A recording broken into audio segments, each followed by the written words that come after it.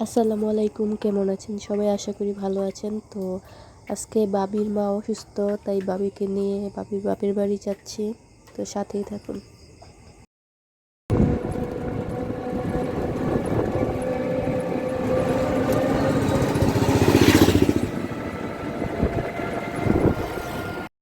তো অসুস্থ রুগী দেখতে গিয়ে দেখি যে ওনারা কত আয়োজন করে রাখছে। পোলাও রান্না করছে, মুরগির মাংস, গরুর মাংস, ডাল, তারপর সালাদ, সব কিছুর আয়োজন করছে বাবিদের বাড়িতে।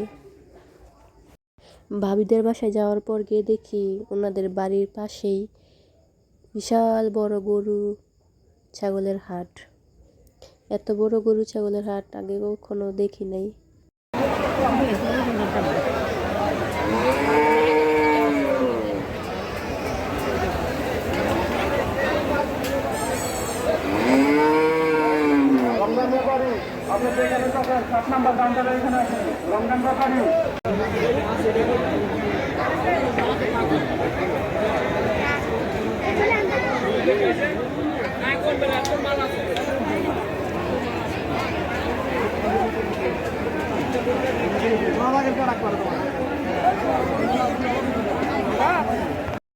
তো ভাবির মাকে দেখে বাসায় চলে আসছি বিকেলবেলা।